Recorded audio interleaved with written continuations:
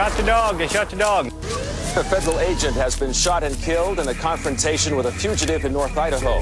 You know, the word racist itself is a good word. It means proud of your race. We need this for one man, his wife, and his kids in a cabin? Come on, get a grip, people! Weaver wanted to die. I just wanted to kick the door down so I could take a couple with me. You want to know how many are still alive up there? Vicky is dead.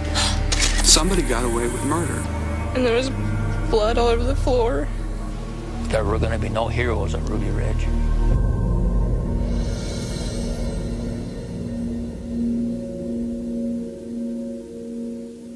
In 1971, Randy Weaver and Vicki Jordison are married in Fort Dodge, Iowa. All indications point them towards a standard Midwestern lifestyle, but the Weavers want something different. Well, back in 1980, I guess it was, we started thinking about moving. Sarah was going to go to school, public school back in Iowa, and at the time we weren't real thrilled about that. At that time in Iowa, parents were barred from homeschooling their children. Angered by what they view as a corrupt government, and with their religious views growing more outside the mainstream, the Weavers decide to live a life of isolation in the mountains. We thought it'd be nice to move to the mountains and raise a family, try to raise one out in the mountains, and teach kids at home, and we were just going to do it. Prepared for about a year, got our bills paid off, sold the house, got all our ducks in a row, you might say. In August of 1983, the Weaver family leaves Iowa and the rest of society behind and heads west. We weren't sure exactly where we were going to go, but we figured in the Rocky Mountains somewhere. The Weavers finally settled in northern Idaho. The small logging village of Naples has always been fertile ground for people living outside the mainstream. First, as a destination for back-to-the-earth hippies. Then in the 80s, the Weavers are part of a wave of right-wing survivalists. People up here care about each other and are tolerant of each other. I think they enjoy each other's differences. The Weavers pay just $5,000 for a rocky hilltop plot of land where they build this plywood cabin primarily out of scraps from lumber yards. And like many families in Naples, they raise animals and grow their own food. It was an idyllic life for the Weavers' children, Sarah, Sam, and the youngest, Rachel. This used to be a garden. I didn't realize how good I had it then, but I do now. I hope my kids get to experience it. You know, it doesn't sound as fun as it really was, but I guess you'd have to grow up that way. As time passes, the Weavers' views move even further to the right. Their mistrust of the government increases, and the family's religious beliefs become steeped in thoughts of Armageddon and racism. You know, the word racist itself is a good word. It means proud of your race. He got told a few times that the people just didn't want to hear his political views. He did come in and express his views about blacks and Jews and anybody that was not of the white race. You know, kind of gave me an idea that he was a little bit out of the mainstream. Get the heck out of here! I didn't come all the way down here to... But the Weavers are far from alone in their beliefs. Elsewhere in the Pacific Northwest, the white movement has become militant. A right-wing terrorist group calling itself The Order has gone on a campaign of violence, bombing banks, hijacking armored trucks, and even murdering a Jewish talk show host, all in the name of a new white homeland. After The Order is finally brought down, law enforcement quickly turns its attention to the Aryan Nations, the neo-Nazi political group where The Order had its genesis. So we were very aggressive in our investigative efforts against these individuals and did everything we could to infiltrate the organization with sources of information. The FBI, the Bureau of Alcohol, Tobacco, and Firearms, as well as state and local law enforcement, were all converging on the Aryan Nations. And in the wake of the recent terrorism in the Northwest, Aryan Nation's headquarters, located just 70 miles from the Weaver cabin, is inundated with paid federal informants. One race, one vote, one nation, one people, one homeland. We're going to have it. Each summer, the Aryan Nations holds a weekend retreat for its members and possible recruits. It's 3 days of speakers, events, and Nazi pep rallies.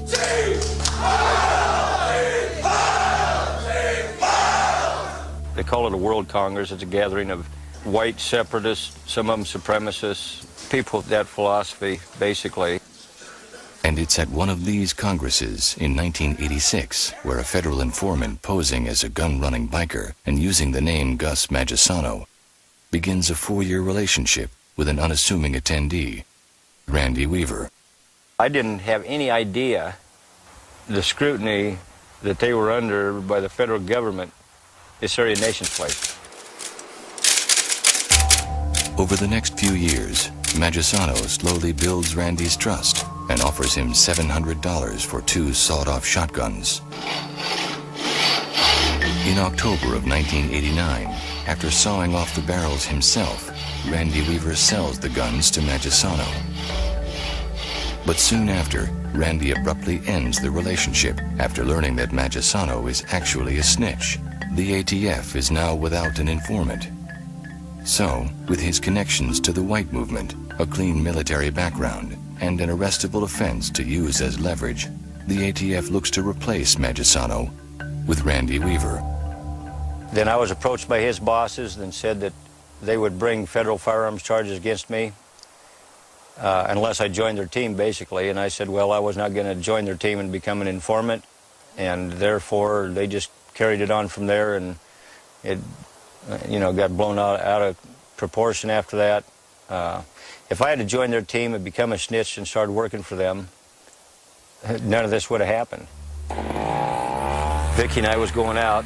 We had a snowmobile down to the county road, and right there on the Blast Bridge, there's an old Chevy pickup with a cab-over camper on it. Posing as tourists with an overheated truck, ATF agents wait for Randy and Vicki to come and help. As soon as I had my hands on top of the radiator and my foot up on the bumper, this guy reaches around and grabs me right here and says, "Freeze, federal agents!" 1 full year after selling the illegal guns, Randy is finally arrested. During his arraignment, he is allowed to sign over his property as bond. But the part-time federal magistrate mistakenly tells him that if found guilty, his property will be taken away. And with their paranoid fears now seemingly proving true, the Weavers decide that rather than facing their destiny in court, their only option is to stay on the mountain. It wasn't just Dad. It was our whole family.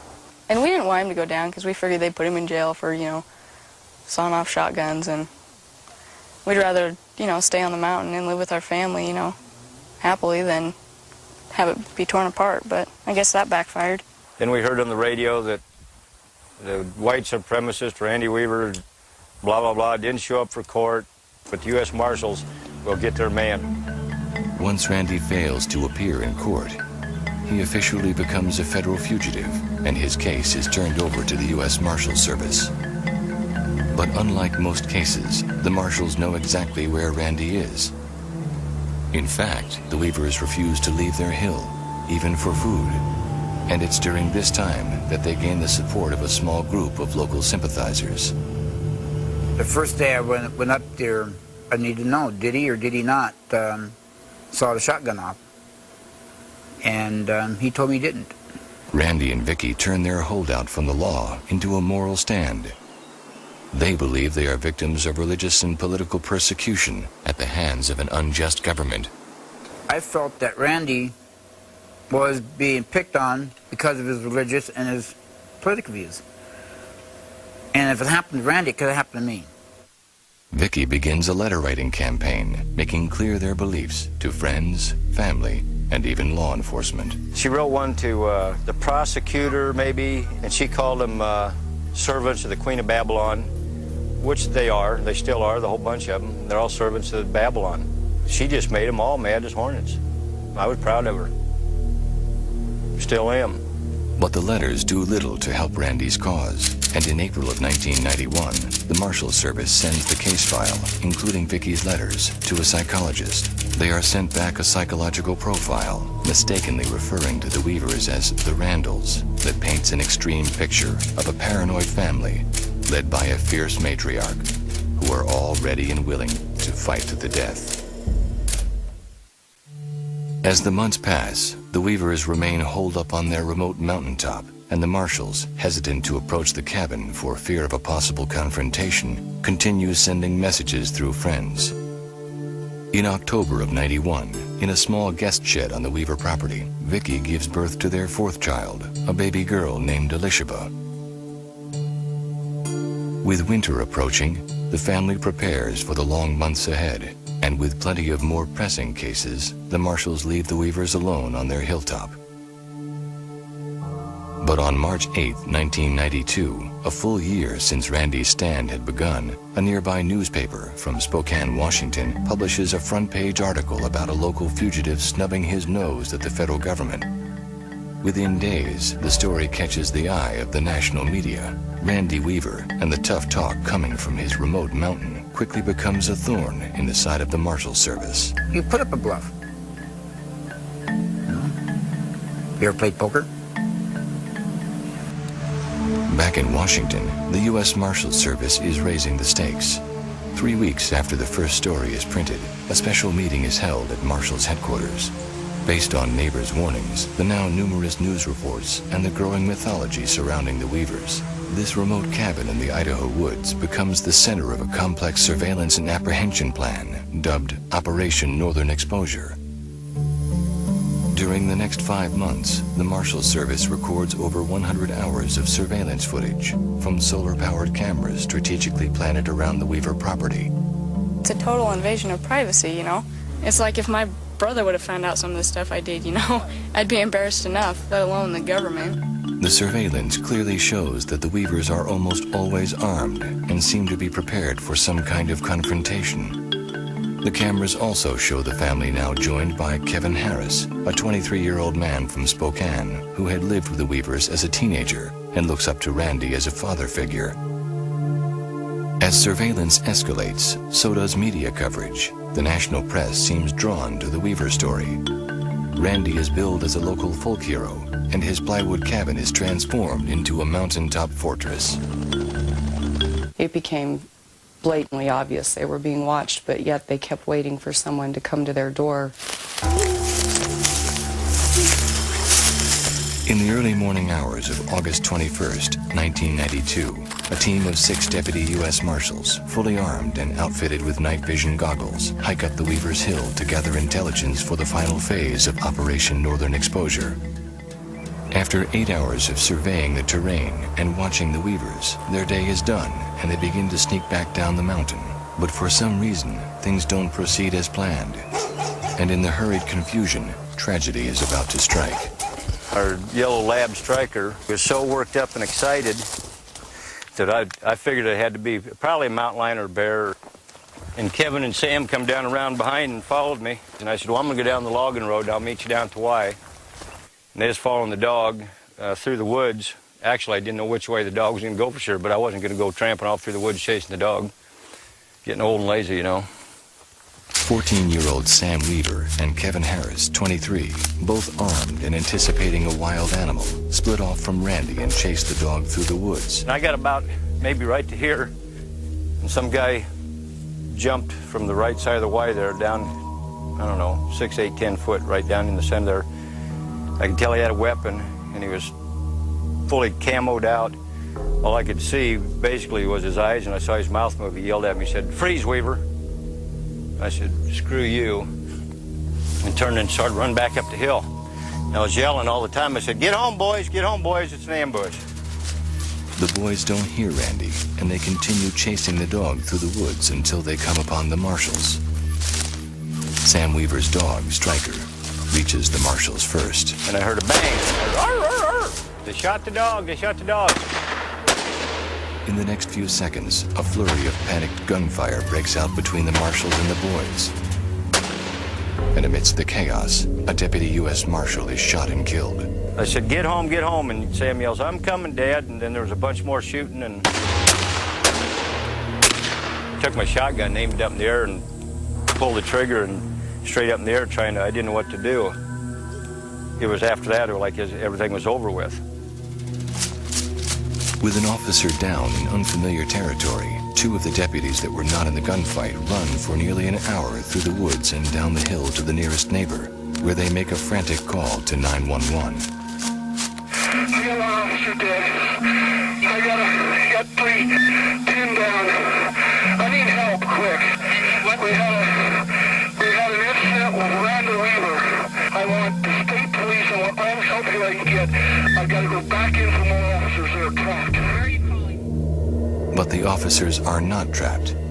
In fact, the marshals are completely unaware that the Weavers have also suffered a loss. I got home pretty shortly, and then a little shortly after that, Kevin come walking home, and we said, where's Sam? He said, Sam's dead. Samuel Weaver, Randy and Vicky's 14-year-old son, was killed in the firefight, shot once in the arm and once through the back. When Kevin said Sam's dead, well, we just lost it. You know, we were up there and we were just, I was cussing and screaming and crying and combination. Nobody yelled at us, nobody shot at us. I figured these guys had split the scene. Randy, Vicky, and Kevin bring Sam back up the old logging road to their cabin, where they clean his wounds and place his body in the same shed where his baby sister, Elishaba, was born just 10 months before. The last thing I remember about my brother was he had gone down to the garden. He had his own special radish patch, and I started to follow him down there, and he's all, go away, leave me alone, I want to be alone. And so there was an uprooted stump over here, and I went behind it and I started crying, and he came over and he apologized to me. And that was the first time he'd ever apologized to me for making me leave and making me cry, and it was just, it's a great thing to remember, I guess. That the last moment that you remember your brother is like that. Meanwhile, caught off guard and ill-prepared to handle the federal situation, local law enforcement evacuates the neighbors and closes off the entire mountain. Because I didn't know what was going to happen. I had no idea this was something that I had not been schooled in or prepared for in any way, shape, or form. The news of federal officers pinned down by gunfire deep in the Idaho woods was quickly reaching Washington. And the one thing the Marshal Service was trying so hard to avoid, an armed conflict with children, was now right in front of them. I got 3 pinned down. I need help quick. Good afternoon. A federal agent has been shot and killed in a confrontation with a fugitive in North Idaho. Weaver, a fugitive on a federal firearms Whenever a federal officer is killed, government policy dictates that the matter be turned over immediately to the FBI. But on August 21st, 1992, the FBI had never heard of Ruby Ridge or Randy Weaver. All they knew was what they were hearing from the panicking marshals. Got a call from FBI headquarters, and he advised there'd been a shooting up at Ruby Ridge and that a marshal had been killed. The marshals were pinned down. We basically had 2 functions going up there. One was the rescue of the marshals, and the other one was the arrest of Randy Weaver. The situation, as presented, leads to the decision to call in the FBI's secret weapon, the Hostage Rescue Team, or HRT. Perhaps the most elite squad of snipers and assaulters in the world. And on the way out to Idaho, somewhere over the Great Plains, Dick Rogers, the head of the HRT, in consultation with FBI Assistant Director Larry Potts, agree that the possibility of entering an ongoing gunfight, combined with the intelligence they were receiving on the Weaver family, warranted extreme measures. They begin to draft special rules of engagement to give the snipers more freedom than the standard FBI shooting policy, an action unprecedented in FBI history.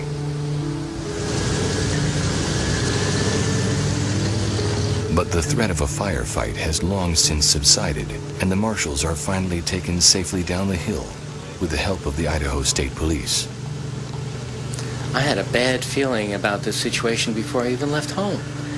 But, you know, I'd been in 300-plus situations, and, you know, I remember now saying to my wife, well, I don't feel good about this one.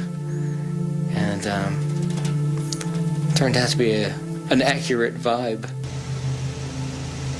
On Saturday morning, almost 24 hours after the initial firefight, as law enforcement from all over the region mobilized to the remote hilltop, a briefing is held with FBI negotiators, the HRT's tactical team, and on-scene commander, Gene Glenn. Gene Glenn is in charge, and in theory, the way the FBI manages is the negotiation team leader makes his recommendations, and the tactical team leader makes his recommendations, and the on-scene commander makes his decision from there. But with the mere presence of Dick Rogers and the HRT, the question as to the seriousness of the situation seems to have already been answered.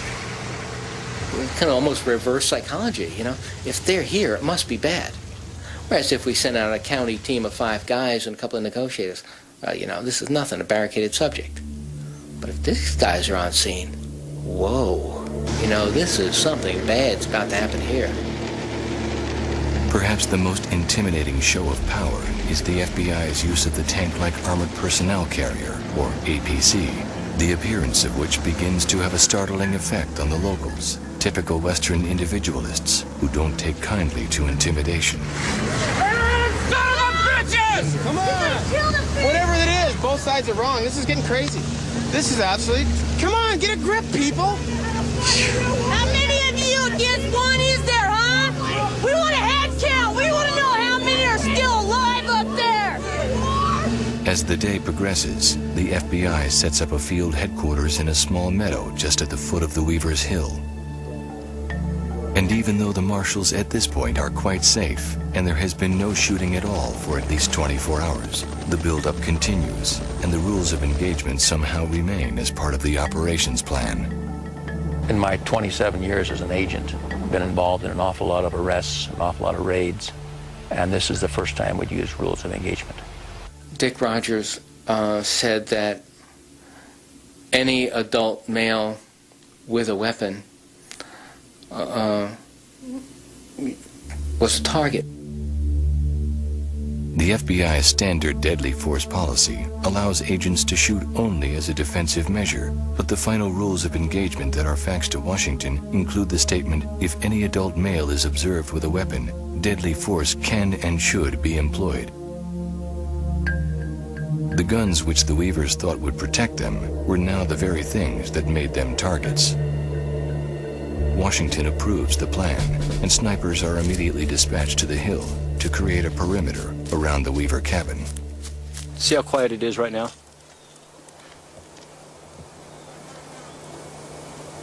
It's just the way it was. As the snipers settle into position, the FBI prepares to approach the cabin, and the Weavers wait. The other 2 dogs started barking a little bit and whimpering, and we was all in the house at the time, and I told everybody, I said, well, probably somebody out there approaching and they want to talk to us. So I said, I'm going to go out and see if they want what they got to say. Randy, his 16-year-old daughter Sarah, and Kevin Harris leave the cabin to see if anyone is there. Well, nobody wants to talk. It's apparent they don't want to talk to us, so I come walking from the outcropping over there. When no one responds, Randy goes to check the guest shed where Sam's body has been laying since the morning before. Come around the shed and I switched the rifle to my left hand. And there was a latch up about this high on the door that you had to turn to open the door. I was going to go in and see Sam again. And just as I grabbed that latch, somebody shot me through this shoulder. After hearing the gunshot, Vicki Weaver comes to the front of the house and calls for Randy and the kids to get inside. Sarah started pushing me, get in the house, and she was pushing me. Kevin come down off the rock outcropping and joined in behind us. And 1, 2, 3, we was all going like this to the house. As the 3 run for the cabin, the sniper holds his fire until they approach the door. Vicki was holding the door, standing right here holding the door. The door would have been right here. She's holding it like this with Elishaba. bullet went through Vicky's head and killed her, and that same bullet went into Kevin's left arm and tore it up real bad, and then it split up. And the main bullet kept going in and lodged about that far from his heart. I didn't know where Mom was hit, but I knew something was wrong because she was down, and I just started, like, saying Mom and crying.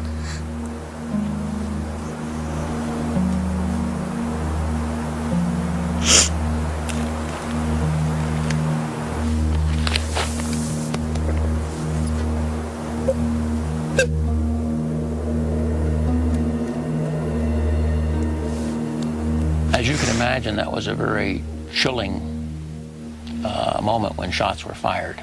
And the sniper observer team wasn't sure what they hit. After 18 months of refusing to come down, any second chances Randy may have had are now gone. The confrontation the Weavers had predicted has come true. A U.S. Marshal has been killed. Sam's body is still in the shed. Randy and Kevin are both wounded, and Vicky now lay dead in the kitchen. When I turned around and saw him laying there, I knew from then on we were dead meat. They were just murdering us now. And you have to be there to understand the feeling. It was like I didn't even care anymore. I just wanted to kick the door down so I could take a couple with me. The first person to actually speak out to Randall Weaver was the head of the hostage rescue team, Dick Rogers. He gave a surrender demand? Yeah, he had an ultimatum, come on out or else we're going to start crushing your buildings and push your house down the cliff. And we got no response from the cabin at all. Words are like bullets, once they come out of your mouths, you can't call them back. Makes an ultimatum like that, you can't call it back. Meanwhile, 3 miles from the cabin, where law enforcement has closed the road, locals have started to gather in protest to what they see as an outlandish show of force on the part of the federal government. We need some warm bodies. You into it?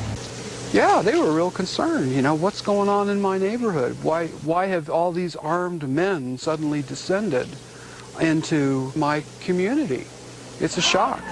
Yeah, you're all bad with all your guns. All your kids. But the people at the roadblock, as well as law enforcement, are still unaware of the tragedy that has just transpired on the ridge above. Randy Weaver has told friends all he wants is to be left alone. But with the sudden appearance of military hardware like this, his one-man stand against the law is suddenly taking on the appearance of a full-blown war. We need this for one man, his wife, and his kids in a cabin? On day 3 of the standoff, with more troops still arriving, earth-moving equipment is brought in to widen the roads and build a new bridge, allowing larger trucks and even more equipment up the mountain. The command post area was taking on kind of a little community appearance. It was growing very rapidly, and it seemed like new people were showing up all the time. It was a busy little place. Some people were getting ready to go to work. Some people were just getting off of work. Others people were playing horseshoes or jogging or taking a shower. Only thing we didn't have was a movie theater. Don Kasoulis was part of an FBI SWAT team from Denver, Colorado. They were one of the few units at Ruby Ridge that spoke out against the special rules of engagement. I remember I just said, that's ridiculous, or that's crazy, and we kind of talked about it, and we decided we weren't going to go by those rules. Don't you think we ought to consider when we can shoot and when we can't? Shouldn't that be, like, foremost in our minds? It apparently wasn't. The FBI uses a remote-controlled robot to place a phone near the Weaver's door. Speaking through the phone, the negotiations team attempts to establish a dialogue. And even though their initial attempts fail, to the negotiators, the situation is simple. As far as I'm concerned, it's an easy barricade sitting on top of a mountain. Why don't we just sit here and wait? Everything ran into one day for me. I don't remember night from day, and I just remember I took care of Elishba most of the time.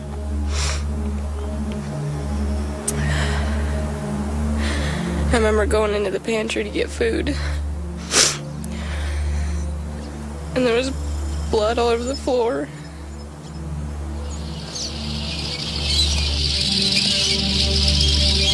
The next big thing we heard was like a tracked vehicle coming in the yard. And we heard a lot of scrunching and crashing, and while they were running over the woodshed, and I told the kids that, you know, they're going to push the house over. That's what I thought they were going to do.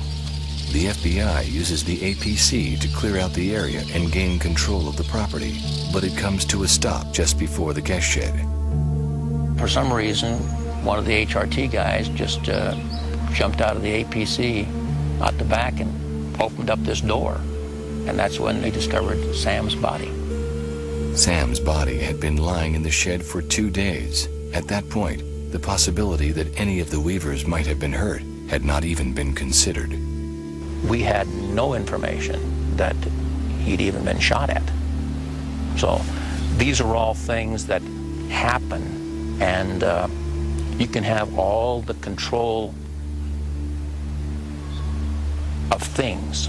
You can control property, high ground, and everything. But people's minds. And we didn't know what they were thinking because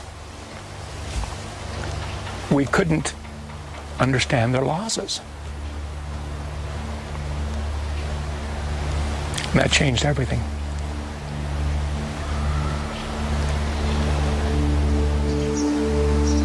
The discovery of Sam's death sends a shockwave through law enforcement. And with tension running high down at the roadblock, the FBI decides to wait until daylight to break the news.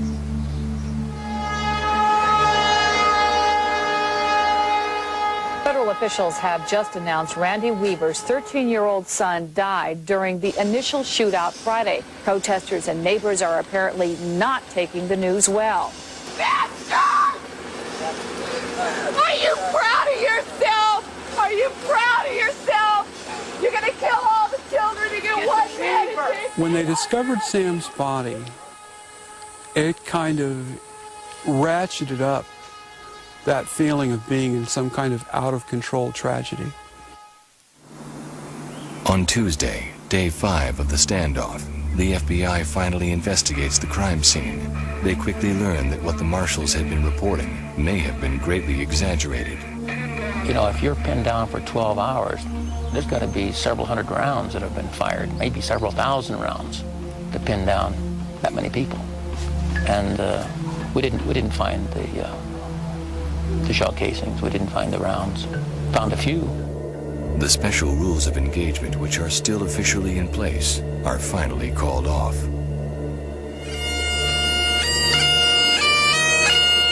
On Wednesday, August 26th, on the other side of the country, in Quincy, Massachusetts, services are held for U.S. Deputy Marshal William Deegan, who was killed in the same shootout that killed Sam.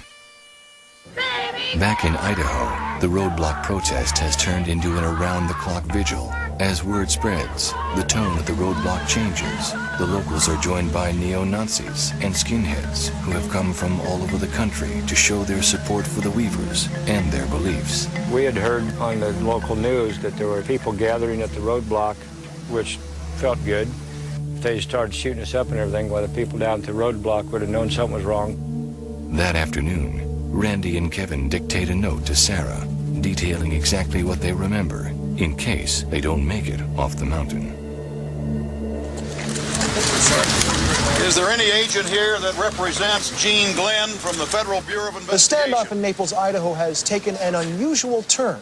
Bo Greitz, a retired Army colonel renowned for his work on behalf of U.S. soldiers missing in action, performed what he calls a citizen's arrest on 4 top officials. We, as citizens of the United States, do hereby present this citizen's arrest warrant. The whole idea was I wasn't going to arrest the governor of Idaho. I wanted action. I wanted somebody to listen to me.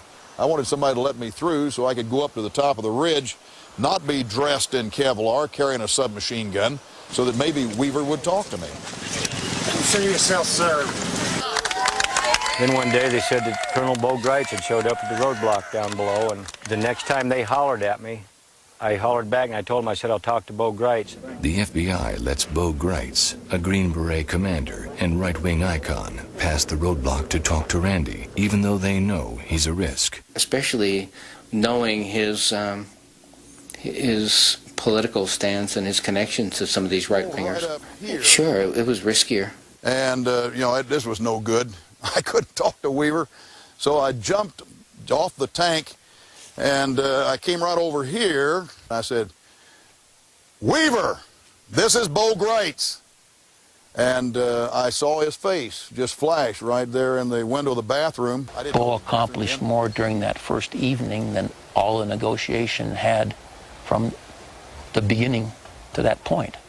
And so that was a positive thing. The negative of Bo's dialogue was we found out a lot of things that were kind of shocking. And then is when he told me about Vicky, and I was shocked. I've never been shocked by any single event in my 21 years as I was by that one sentence uttered by Randall Weaver. Vicky's been killed, I've been shot, and Kevin's been shot. Randy's in good health.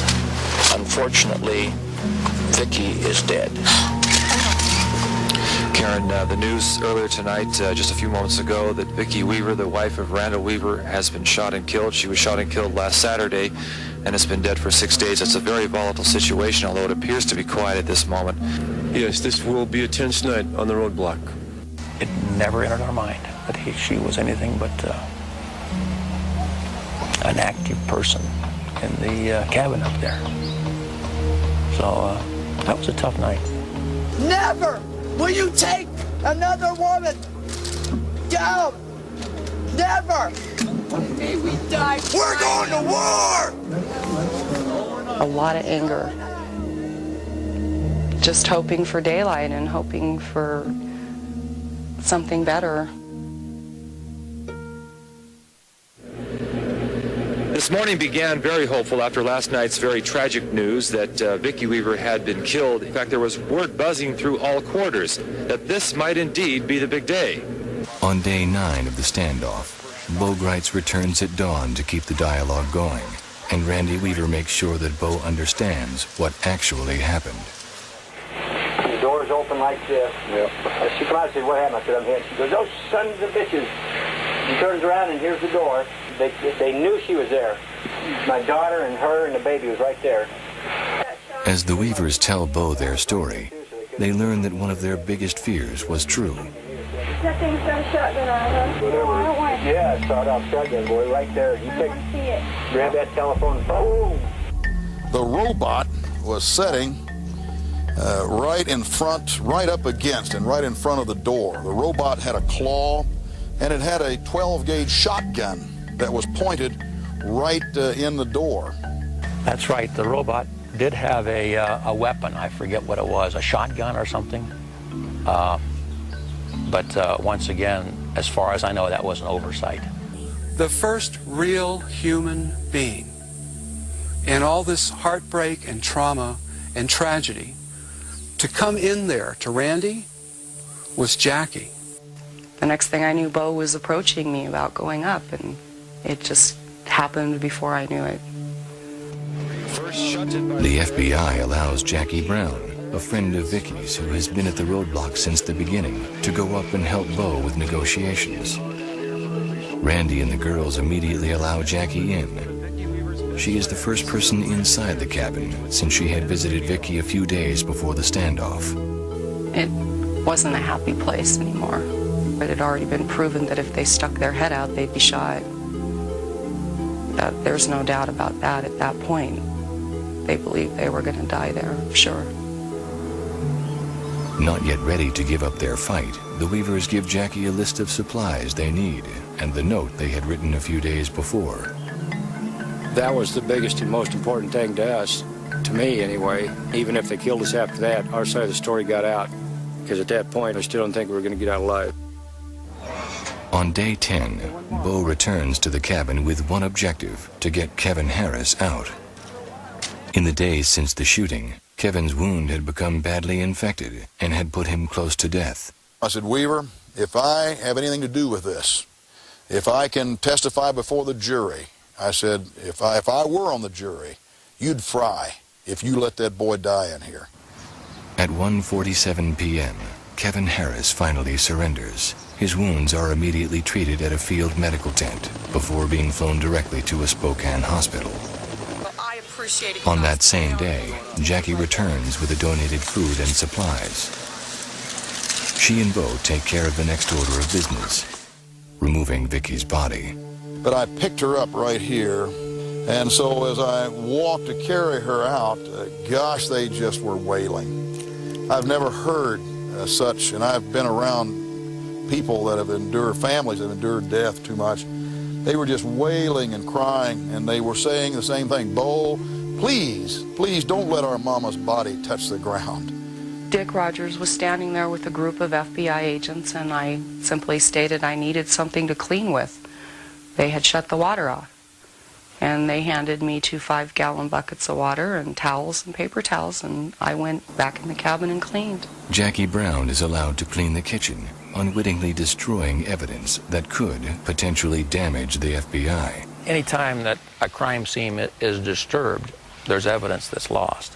And when Vicki Weaver's blood was cleaned up, there had to be some loss of evidence. But it was just something that had to be done. That night, even with all the progress being made, the HRT begins to show signs that they are getting restless. Dick Rogers told me, if you cannot get them out by noon, we are taking them out. You know, we've already done so many incredibly stupid things. This is just one more incredibly stupid thing. On the morning of the 11th day, no one in the vigil knew the pressure that Bo was under to get Randy and the girls out safely. Randy said, Bo, is that you? And I said, yes, it is, Weaver. And then he said what I knew he was going to say. He said, we have prayed all night, Bo, the girls and I. He said, we have decided that they are going to have to kill us just like they killed our mama and our little brother. Bo Greitz has no more time to appease the family. He has to get the Weavers out right then and there. He said, Weaver, tonight's the night. They're coming after you. If you don't come out, you got to come out now or you're going to be dead and all this. And by this time, I had a feeling that maybe we could come out without getting shot. And so I said, this is it, girls. We got to go now. You know, and so we did. I had Randy Weaver with an iron grip, and I looked over, and Randy had Elishaba, and by God, we walked down that hill. And his little girls, I think, while they were terrified, I think they honestly began to think that maybe they wouldn't be shot down. And God, that's what you're supposed to think in America, for crying out loud. 2 words it seems that all of us have been waiting to hear. It's over. An 11-day standoff that took 3 lives has now ended with the surrender of Randy Weaver. Randy is taken into custody and immediately flown by helicopter to medical attention before being taken to jail in Boise by private jet. It is the first time he's ever flown. Randy, you got anything you want to say? Both Randy Weaver and Kevin Harris are charged with murder and conspiracy. After a 3-month trial, Kevin Harris is found not guilty on all charges and released a free man. Randy is found not guilty of all but the original failure to appear charge, for which he serves an additional 6 months in jail. If I could, you know, do over and then I could read the guy's mind, I wouldn't have sold him those guns. But as far as anything else concerned, no, I'd do it again. In 1994, the Weaver family files a civil suit, and 1 year later, the federal government settles for $3.1 million. Nobody came out of Ruby Raid's looking good. I think to a sense, everybody there was a victim. We fouled up in front of the entire world, and it should never have happened. And I think it was just a really disappointing day for the FBI. The FBI later admits to covering up facts during the court case, and the rules of engagement are deemed unconstitutional.